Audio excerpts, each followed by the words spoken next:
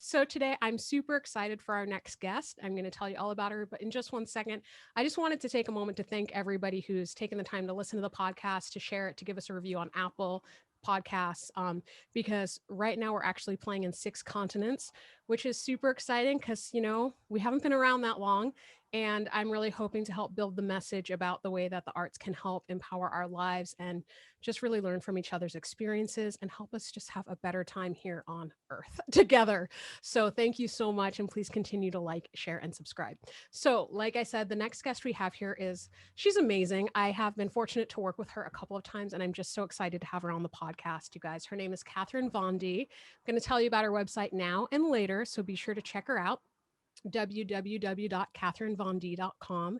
She is based in Los Angeles currently, a writer and a director working in film, theater, and literature. So, across all of these mediums, she has been awarded, she has residencies, she has developed her plays. She just has so much to offer and so much to share. And I'm so excited to get to spend this time with her. So, please give a warm welcome to Katherine Vondy. Thank you, Samantha. I'm so happy that you invited me to be a guest, and I'm really excited to talk with you for the next hour or so. Of course, thank you. Yeah, well, and definitely I want to get to talking about our last experience working together. I'm going to leave you guys on a little bit of a cliffhanger first because I just want to know I'm curious how you got started. Did you always want to be a writer and director? Oh, I forgot to mention that she does have an award-winning short film out that's been screening at festivals across the world. So, like, did you always want to be a writer and director? Did you ever want to do anything else? Did you always know it was going to be across all mediums? I have never been totally sure about what I wanted to do, or even a lot of the time what I am doing at any given moment.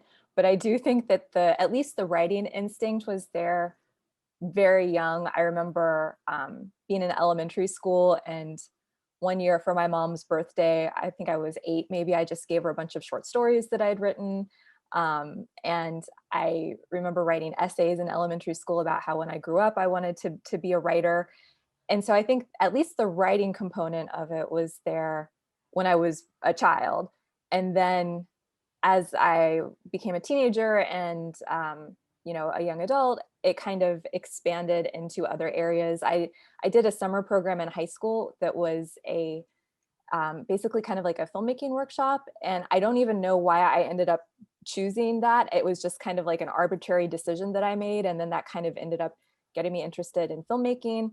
I had always kind of done theater in high school, but not as I like was not a talented actress at all. I just liked the whole vibe of being at rehearsals and hanging out with people and that kind of thing. But I don't have really any acting chops myself.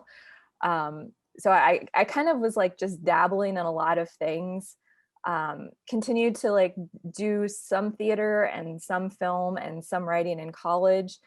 And then after I graduated, I can't even figure out exactly what the thought process was that led me to apply to film school. I think it was one of those things that happens, because your brain doesn't finish that decision making component of it until you're like 25. And so I think a lot of the decisions that I was making up until that point weren't completely thought through.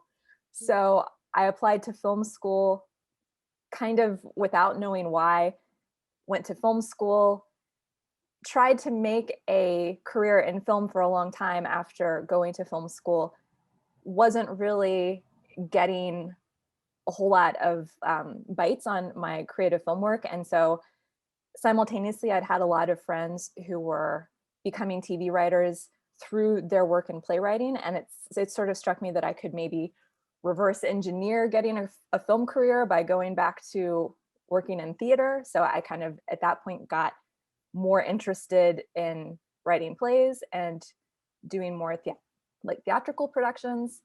And then it kind of ended up with me having to be like, it's okay, I can do all of the things that I'm interested in. I don't have to limit myself just to this one thing, because I should have a very succinct little identity or like label to put on myself. So it's sort of been a process of coming to terms with being like, it's okay for me to do a whole bunch of things as long as I'm interested in doing them. It doesn't matter what the rest of the world is making of what my career is. That's huge. That is like, I just love that you said it. So I just want to take a little bit of attention to there to remind ourselves that it's okay. Like what you're interested in, we're not hurting anybody, what you're interested in. And that is part of your journey. And it feeds everything that you do. And just the Absolutely. creativity that you had to be able to say like, okay, well, what if I try reverse engineering it? Because there's not any single one way to get to wherever it is that you want to go. Also, I just want to point out to you guys, if you haven't already noticed, she is so modest. I noticed you said that you went to film school, like, but you went to perhaps the film school. Well, depending who you ask and depending what Right. you're looking for out of film school.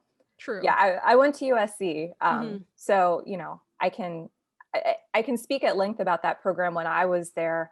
I think it's changed somewhat since I went there because I happened to go kind of at a strange time. I went right when the whole digital revolution was happening, right when the golden age of television started up and people's interest was kind of shifting from feature films to TV as kind of a respected storytelling form, and then also right before the economic crisis of 2008. So I think it's changed a lot since I was there, but it was definitely a kind of like transitional time to be going to film school. Yeah.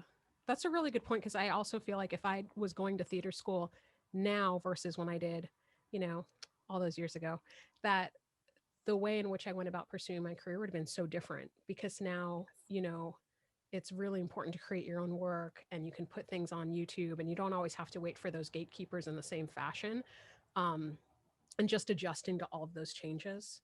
Yeah. Yeah, absolutely. And I mean, I think film school kind of getting some sort of formal education in film, especially one that you have to pay a lot of money for, is sort of becoming less and less necessary if you want to work in film now, just because, there's products for everyday people that you can make a movie, and you don't need access to all the fancy equipment that you used to need that access to. So, Yeah. it's a different world in just, less than 2 decades.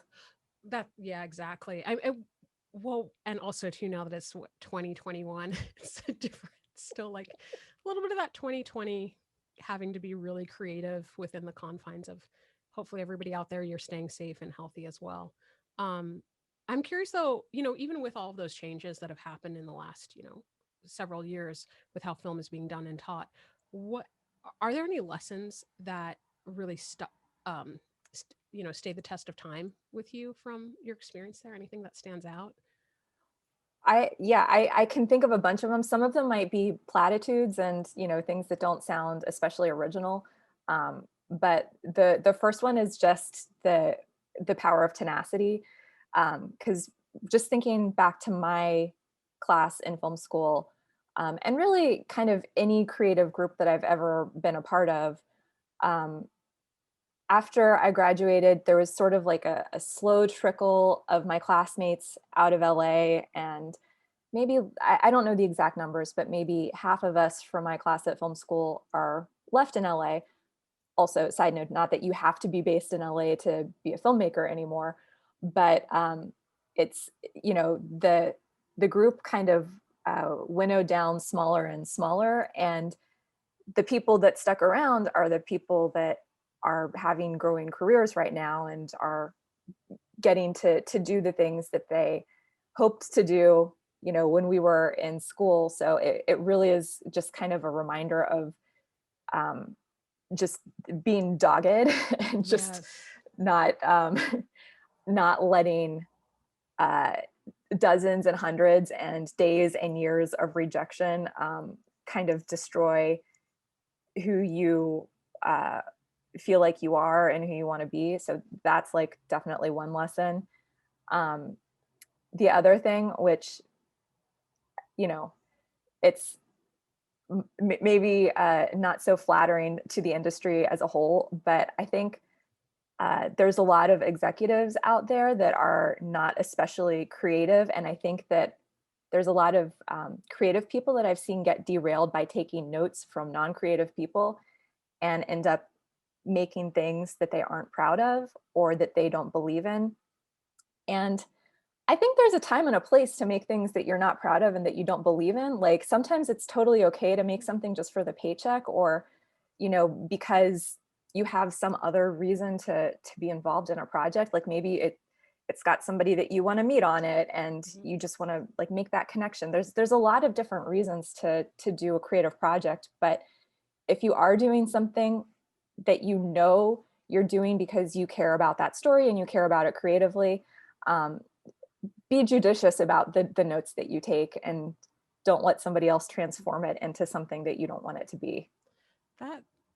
Yeah, both of those things are huge. And I absolutely can feel it like as a fellow artiste.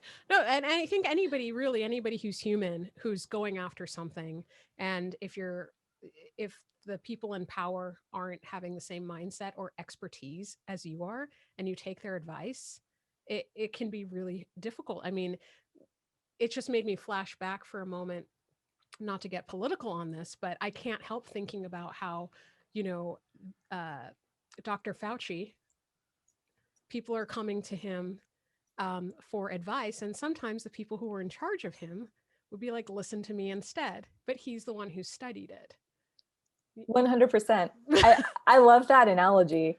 And it's a perfect parallel, I feel like, because there are some good executives out there that do give good notes, but you're not always going to be working with them. And I think it's very common for creative people to have a lot of like imposter syndrome or a lot of doubts about what they're doing. And it's easy to let other people convince you that they know better because they maybe present themselves with like, more panache or something. But if it's your project, then you're the one that knows the best what that project is. Yeah. I feel like there's a few things in there that I find like part of it is there's the artistic side and there's the creation process, and then there's the business side. And I think it does take some time, especially when you're not trained in knowing the difference. It takes some time to like, well, what advice should you take from the people who are in charge of the business? And how does that relate to your creative experience? And, you know, and setting boundaries, just like with anything in life. It's like certain things, yeah, it's great to get advice from other people, and certain things you just need to go internally and check in with yourself and know what's best for yourself. Yeah, and with the business side of things, I mean, I feel like that's left out of at least a lot of kind of formal creative programs. They're about focusing on the art or the craft and maybe don't have that other dimension that you find out when you start trying to make a career out of doing something creative. You actually do need to be at least somewhat knowledgeable about if you want to at least just pay your rent. Yeah. So maybe that's another lesson, that you can't entirely rely on your creative talent. And I think a lot of, at least from what I've heard, a lot of creative programs are doing better now about giving that kind of aspect to their students. But I definitely left at least film school, and to a certain extent also left undergrad with not a lot of actual like hard skills that I would need. Yeah.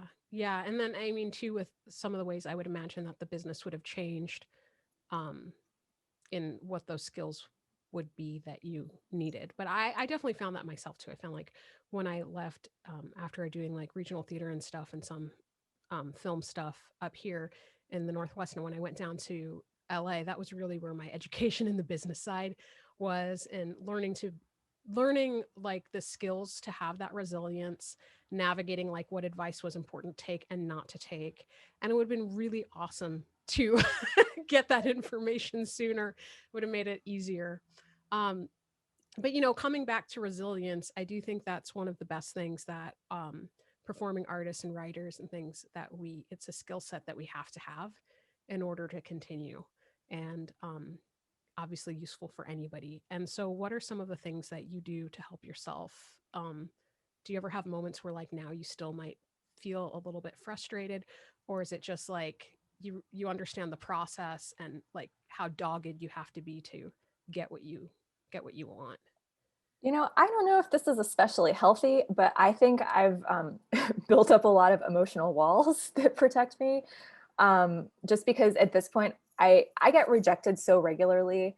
I mean, one of the other things that I write fiction, and so I just have this a constant stream of rejections that I'm getting from literary magazines and journals. A couple a week, sometimes a couple a day, and I feel like when you get enough, that it just kind of starts to take the sting out a little bit. Um, and so I think it just kind of helps to get rejected a lot to start to learn to deal with rejection. And of course, I still get disappointed when there's something that is really big and it feels like there's a real shot that I might get this opportunity. And if I've done a lot of daydreaming about it, then yeah, it still feels like a gut punch. And I don't know that I have any tactics for that other than trying to make sure you have a strong network of friends that like you for who you are and not for whatever they think you might eventually be able to offer them career-wise. And that really is just kind of what I tell myself when something goes wrong is like, all right, well, career stuff isn't going the way you want it to, but you do have like really great friends, and I do find that that's a comfort. Yeah, that's awesome. Yeah, I think just what you're saying, getting all of those rejections, I think it helps us to shift our mentality from expecting like, hey, I do this one audition, or hey, I send this one like play or book or piece that I've written and it's great. So they say yes. And it's like, well, yes, it's great, but they may say no. And they usually say no because that's just how the odds are. It's part of the process. And so understanding that it helps you to not take it personally, but it doesn't mean that you still don't feel it. Yes, but it Yeah. is totally a numbers game. I mean, so just one like recent anecdote about this. I had a short story that I had initially written a couple years ago, and I sent it out like so much, and it finally got an acceptance for Literary Magazine. It was the 101st magazine that I'd sent it to. So it took 100 rejections before it got accepted someplace. So Wow. nobody has to know about the other 100 rejections. Of course, now I've just talked about the other 100 rejections, but that's fine. It's part of the process. It's just, again, the whole like throwing spaghetti at the wall and seeing what sticks kind of thing. Yeah. And in another way, I have to say, I almost find it even more impressive now, though. Like I respect the work that it takes to do that because it's much easier to like you're already talented, and then when somebody immediately recognizes it, it's like great, okay, cool. But when you have to keep on showing up every day and believing in yourself and knowing that it's out there for you, it's a different kind of resilience and a stronger belief in yourself that is just, I think it's almost more to be proud of. It's so hard, and I still, I can't do this perfectly, but it's really hard to get your self-esteem from like an internal place rather than like an external place of people giving you accolades and telling. I mean, I think you do need a little bit of that to like confirm that what you feel inside isn't just totally like crazy. But it is really hard to not end up being reliant on that exterior, like external validation to keep on doing what you're doing. That's huge. Yeah. And you said something a little bit earlier too about, I think just the difference in like you care about your work and you put so much into your work, um, but also acknowledging that you are not your work. Yeah. Like your professional goals are important and you're doing amazing things, but at the same time, like that's not all that there is to your life, and that's not like, it might feel like the most important thing, but it's also not the most important thing at the same time.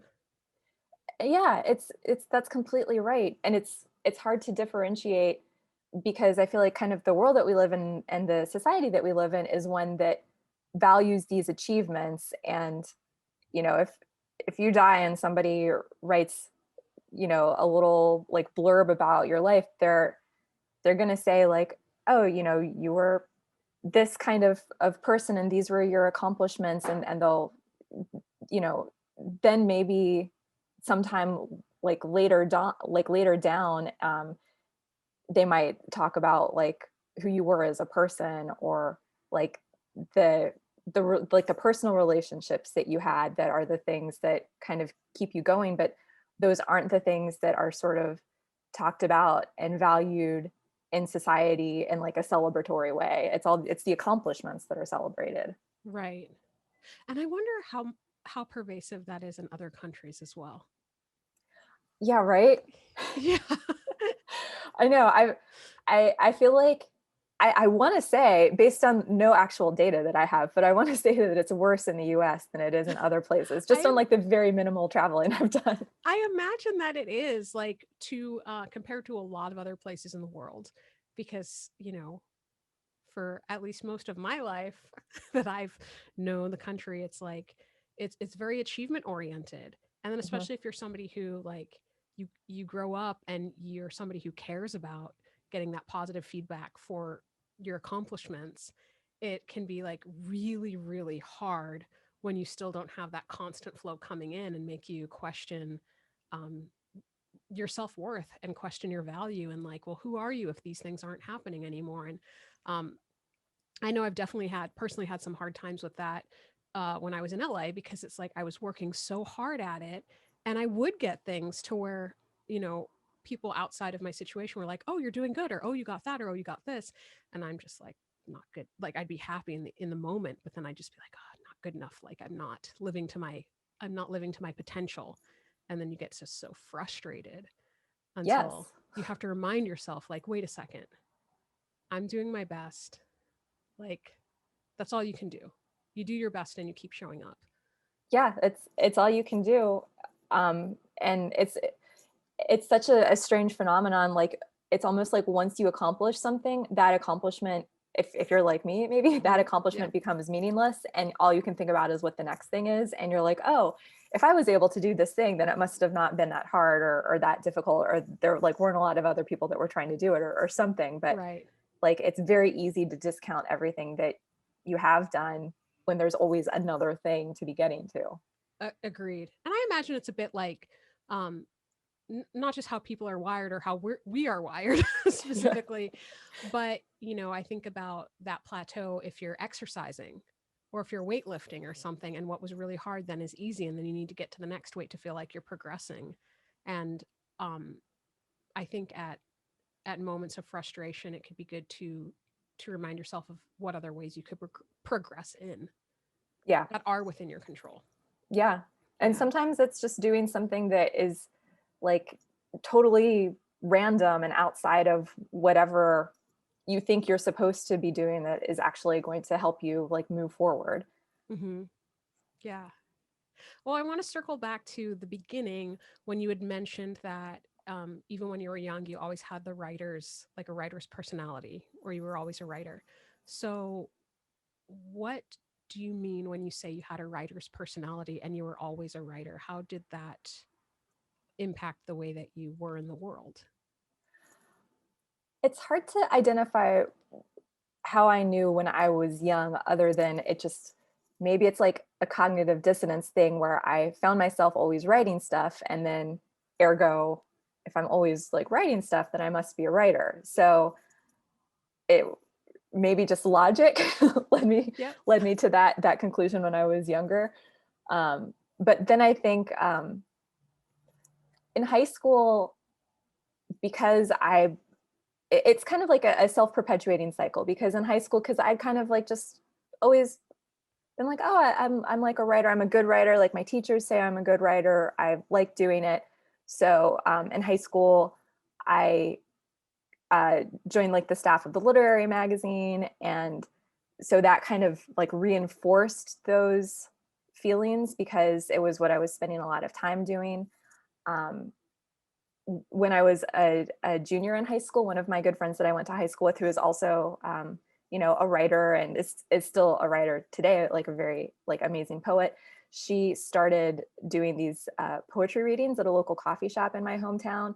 And so then I started going to those because it was just a cool scene to be in. And I felt like just cool to be like with all the other like artsy people. And so I feel like it all kind of like feeds into itself, that you have an interest in something, so you start doing it more, so you think like, oh, this must be the kind of person I am. So then you start putting yourself in activities that kind of feed into that, and it ends up somehow all of a sudden it's like a whole history of you having been in this particular like area that you kind of come to. That's awesome. Yeah. And I just want to take a second to just be very, I don't know, loud about pointing out that, again, it just brings it back to that voice, body, mind connection, or mind, body, voice. I think in this case of your mindset is, this is, you're writing, or actually it almost just goes in a circle. Like you're physically writing, you're getting your voice as you're writing.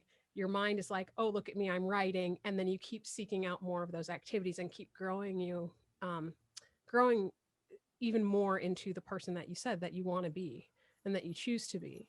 And I think it's great to remember that, especially for anybody who's listening, who's in a place where you don't want to be, and you feel like you're a person that you don't want to be externally with that cycle of what you're saying to yourself, or the words that you're using, what you're doing physically, whether it's just like the tension you're holding in your body, or you're at a job you hate, or your mindset that you just really feel like that's not who you are anymore, or truly. And then how do you break out of that? So there are so many different ways that you can change that reality for yourself with your mind, your voice, or your body, and that it's going to keep cyclically helping you get to where it is that you want to go. I love that. And I do believe in for me, there is a very direct connection between mind and body. And I'm not like a great athlete by any means, but I do find that if I feel stuck creatively, I will always need to like go out for a run or go for a hike or something, and like physically get my body moving to get my mind moving. And it's like it becomes, so interconnected. And same also with visual stimuli. And I think one of the things that's really hard about this pandemic is that our worlds have been shrunk down so much that we're not getting the same like stimuli from the world around us that we would be in other times. And so it's really hard to get that like creative muscle working if you're just seeing the same thing all the time. How do you start thinking about different things? So I mean, I've so many creative people I know have really been struggling during the pandemic. And I think a big part of it is just the sameness of it all. If your life is the same, then your work is going to feel the same. Yeah, absolutely. And like the stress and everything else with that too. And as you're mentioning this, because I've definitely had moments of not feeling motivated or not entirely like myself, as I'm sure we all have over the last year. And I was attributing most of that to being just the constant level of stress of hoping everybody's okay, hoping this, hoping that, right? And just being like, you know what, I need to lower my expectation. Yes, actively. I think I was journaling about it's okay to lower my expectations of myself this year because my priorities have shifted. Like, it's not fair to expect myself to like get a breakout role or expect myself to like do these social engagements or blah, blah, blah, because reality is top priority, staying safe and staying inside like I'm supposed to, Yeah. As much as possible to protect myself and others. And so I was thinking most of it was that, but hearing you talk about how things look the same, it gets me thinking, well, yeah, because a lot of that energy and motivation too comes from you're doing something, which is doing something, which is doing something, that law in motion. Yeah. And like the domino chain of like, this stimulus kicks off like this impulse, which leads to something else. And without all that happening, it's like I can feel my brain moving slower over the last year or so. It just Yeah. doesn't have the same like speediness that it used to.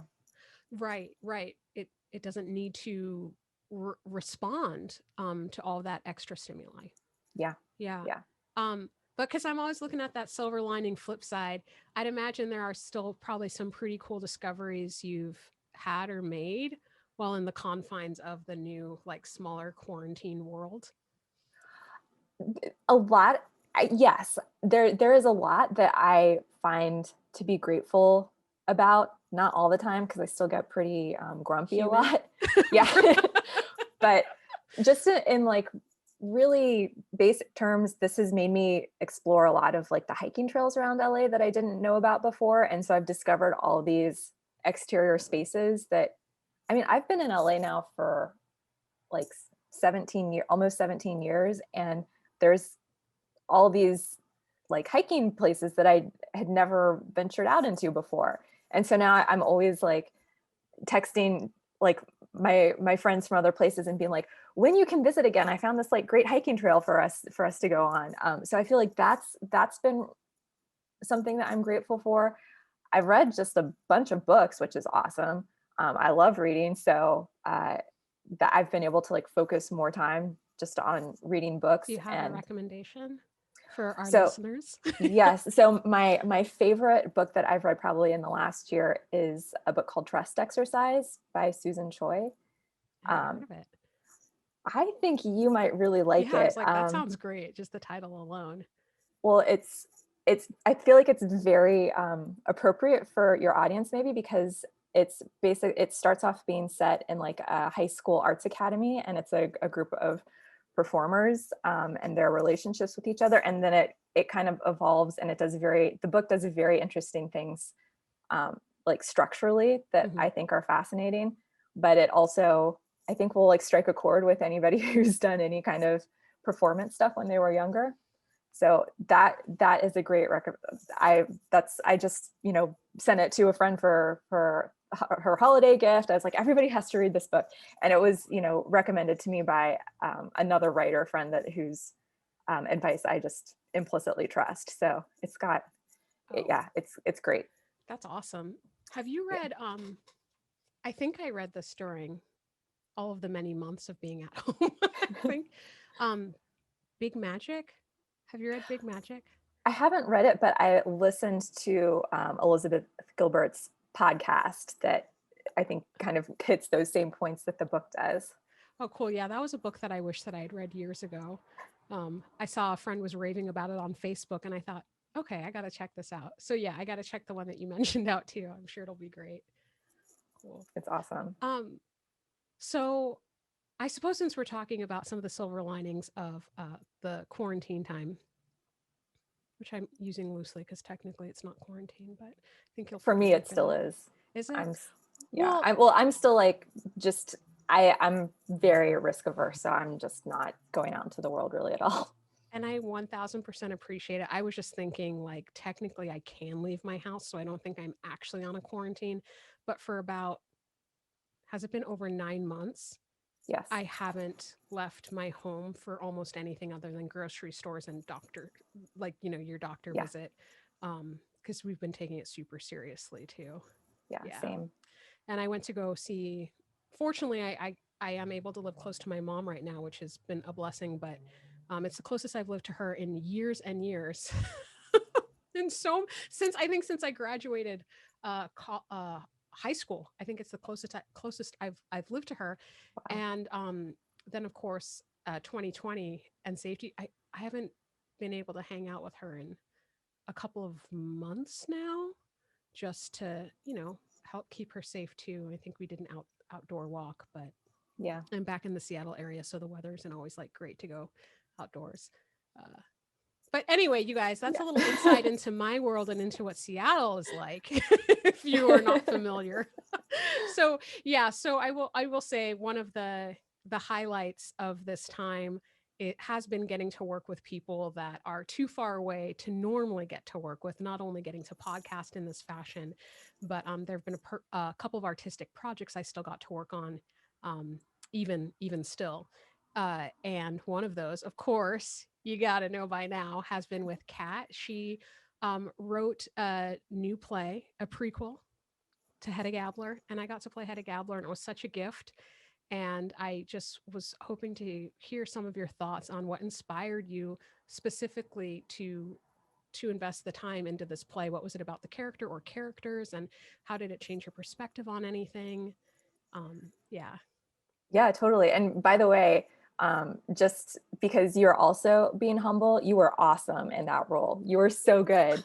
It was like the perfect casting. So maybe one day theater will be back, and it would be amazing to do like a full production of this Oh, that'd be a dream. Thank and you have you so in that much. role. Cause I mean, it was so fun to get to play her. I was just very I was very flattered that you reached out to me, and I did tell several people that I'm like, oh, I've worked with Kat before in the past. It was years ago. I can't believe she thought of me and just asked me. And she wrote this. It's like one of her babies. And I just wanted to do it justice. Oh, you So absolutely yeah, did. It was, thanks. It's yeah, it really was fun. fabulous. Yeah. And I guess, so to answer your question about like where that idea came from, this is not a very like inspiring story, but I'm very like, I'm a very like literal minded person. And so when people are like, where did things come from? It's often like a very concrete place. And in this case, I am part of a theater company in LA called the Vagrancy, which develops 5 to 6 new plays based on pitches that we get from LA playwrights during the year. Side note, there's also now a Michigan chapter of the Vagrancy. So if you have any listeners in Michigan that want to get involved in the theater, check out the Michigan chapter of the Vagrancy. So for the writers group, we have a theme every year that we accept pitches on. And the theme for the year that I wrote this play was reimagining classics, or, doing some sort of interpretation of a classic. And the again, just not super inspiring, but I knew that the artistic director of the company, Caitlin, she really likes Hedda Gabler. And so I was like, oh, so I should do something that she'll like. So I picked that play. I'd never read it before. But when I read it, the thing that really stood out to me was the image of Hedda putting these manuscript pages in the fire. And I don't know why that image felt powerful for me, but that, after all of the practical reasons that I had decided to write this play, that actually was kind of the artistic nugget that everything else came of, was just this idea of like burning these pages. Nobody would like ever know what was written in them. And so the question came to me, what was written in those pages? And then I was like, I think that's a play. I think there's a whole story that I can write about what was written in those pages that were burned. And it's probably not what Ibsen intended when he was, envisioning what was on those pages, but that's okay. It's 100 years later, and it's what I think was written on them. Yeah. That's awesome. And I thought it was so cool to hear, from when we started the podcast, just 30 minutes ago or so, Yeah. when you're talking about, getting out of school and thinking like, well, you don't want to just do the business thing. You have to be true to yourself artistically. And then just the way that you had both of those sides working perfectly in correlation on this experience. Like you got a prompt that wasn't coming from your artistic self. Like you got that inspiration that, the artistic director likes this. And then as you were reading it, you found this nugget of like something that spoke to you, and it just, opened up from there. So Yeah. And I think sometimes it is, I feel sometimes it is easier to get creative inspiration from like kind of like a narrower set of circumstances. Like if somebody's just like, oh, do whatever you want, then sometimes it's like really hard to like come up with something that grabs your attention, because it could be anything. But if there is like a particular like set of constraints on what you're supposed to be doing, I feel that sometimes that's helpful to have those limitations placed. I agree. And I think it's, again, one of those things connected to how we are as humans, that everything, like a tree starts from a seed. Mm-hmm. Everything starts out from the smaller place. And even if you feel like you want to do everything and you want to accomplish everything, you have to pick that one thing to start with, Yeah. and go from there. So yeah. And it's also something that has been uh, grilled into me, washed over me, absorbed by me with acting, is simplicity and specificity.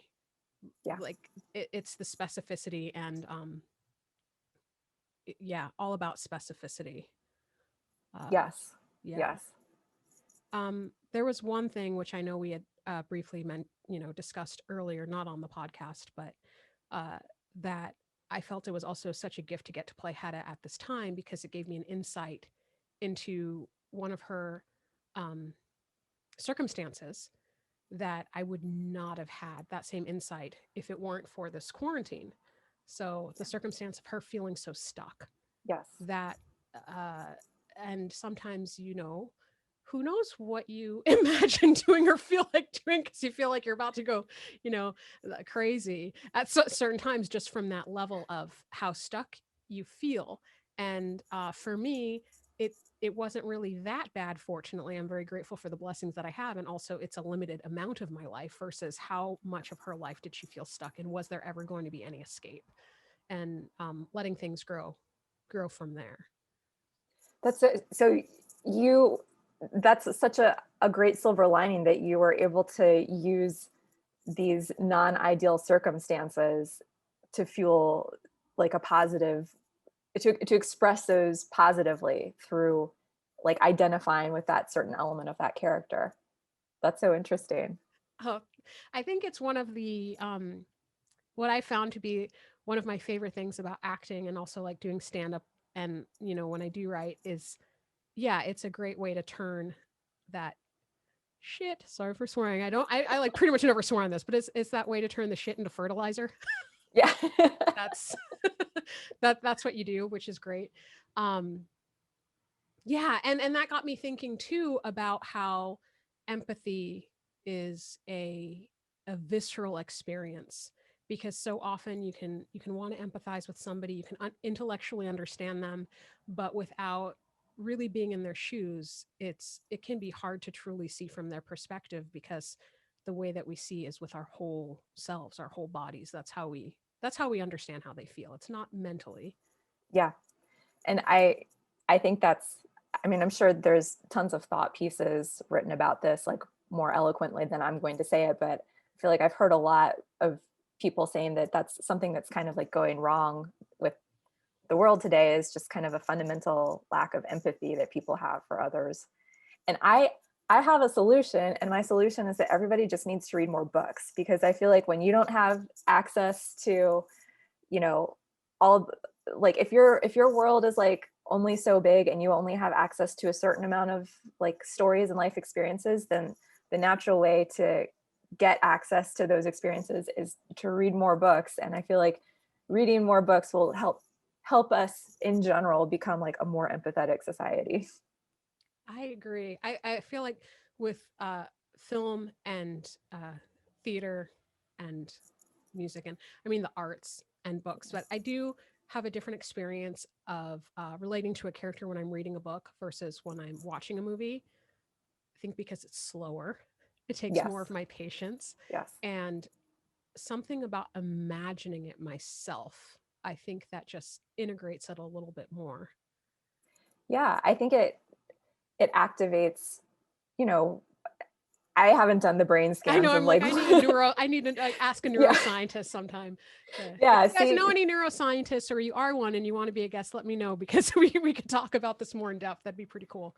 yeah, that's awesome. Like what part of the brain is activated when you're reading something versus when you're like listening to something versus why? Yeah, it's Yeah. got it, because this is sort of like another of my things that I get on a soapbox about when we're talking about creative work, is all the mediums are so different. And I feel like there's kind of this feeling, particularly in the film industry, there's so many like adaptations and optioning of things. And I think that's fantastic, but I think a lot of times there's this kind of missing link that people think that you can just do a direct translation of like a book and put that book on screen and it's going to be a great movie.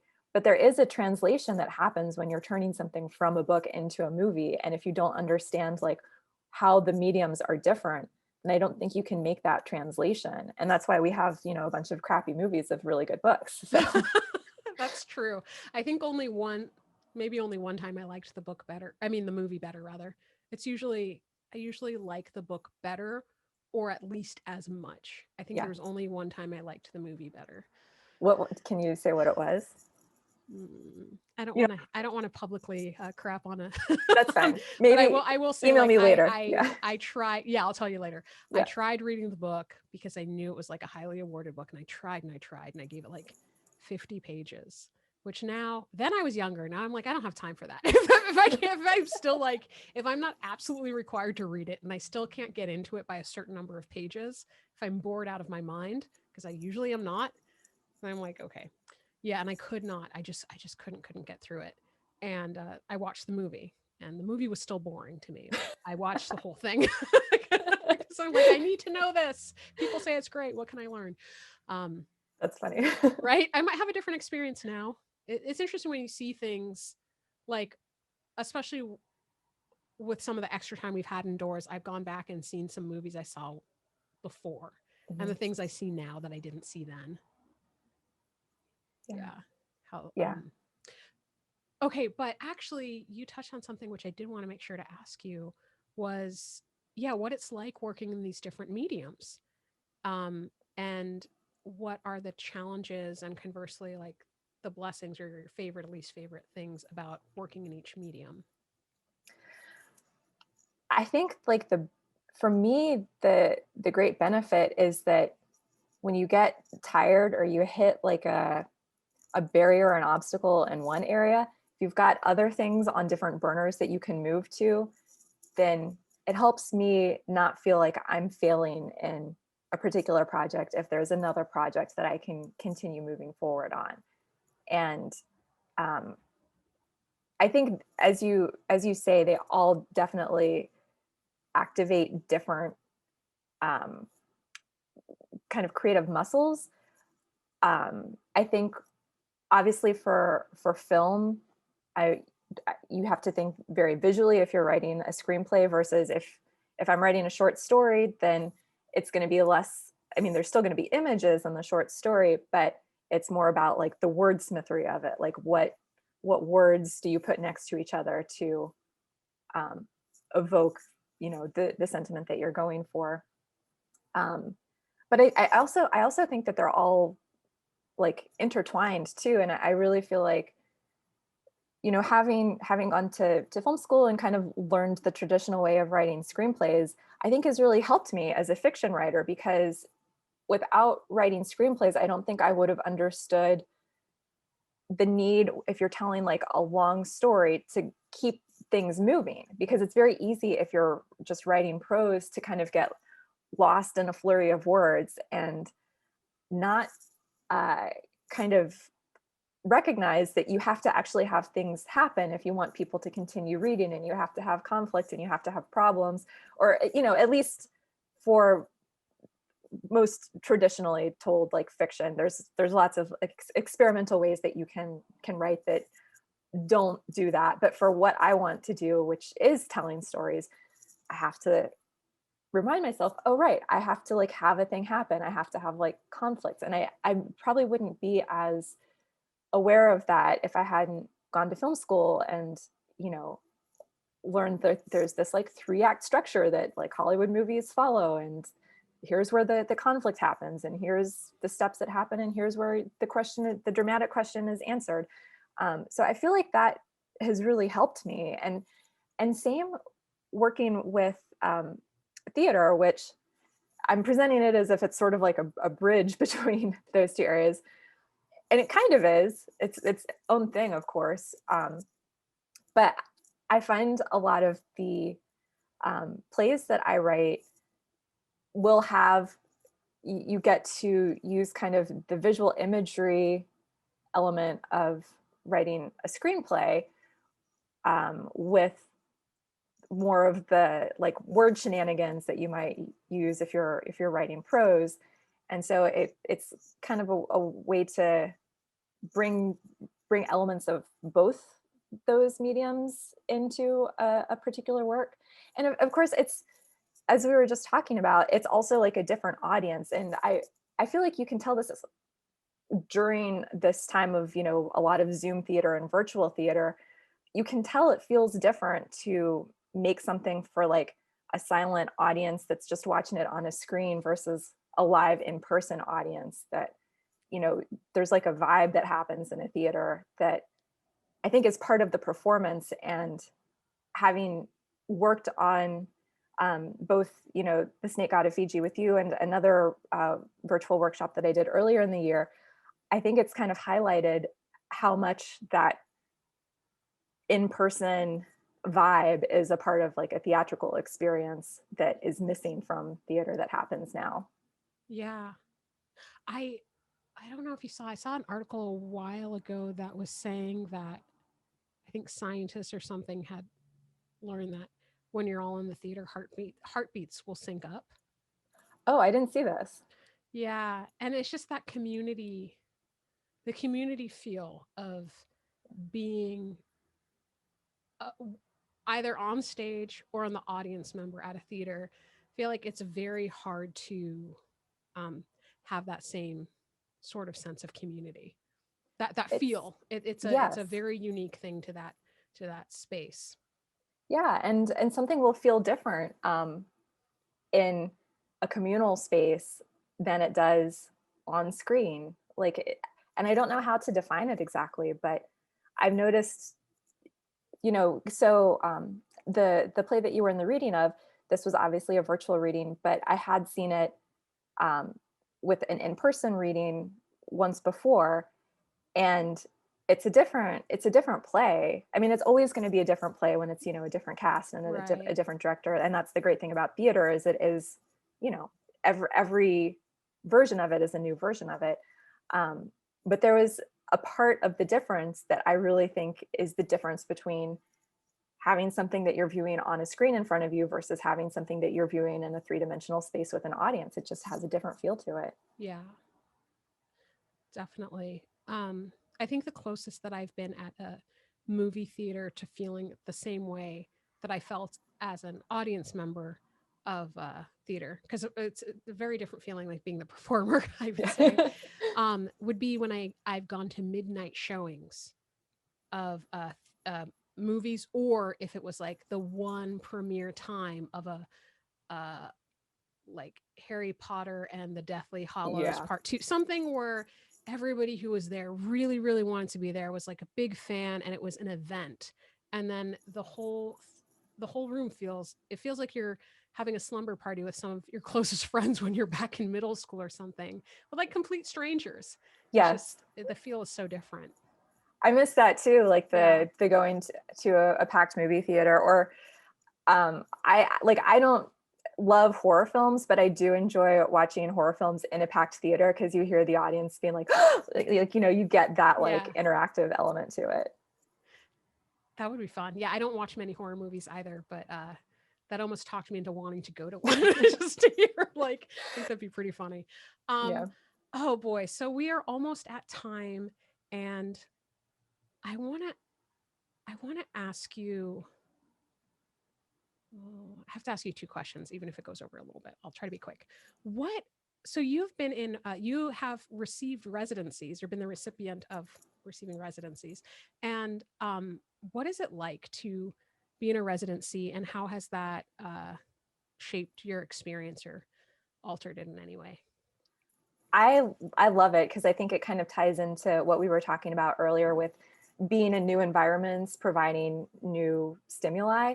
And so even if I'm still just, you know, plugging away at my laptop, there's something about just being in a different place than my normal place that I feel like really helps to make my brain work a little better and a little differently.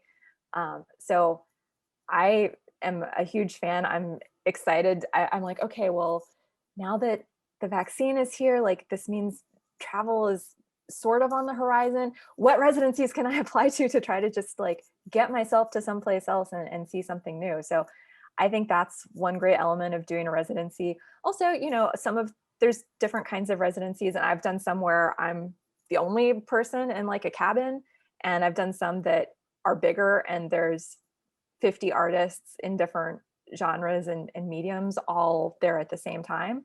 And so it can introduce you to new people if you like that sort of thing. Sometimes I do and sometimes I don't. Probably depends on who's there. Yes, that is a very important element to it.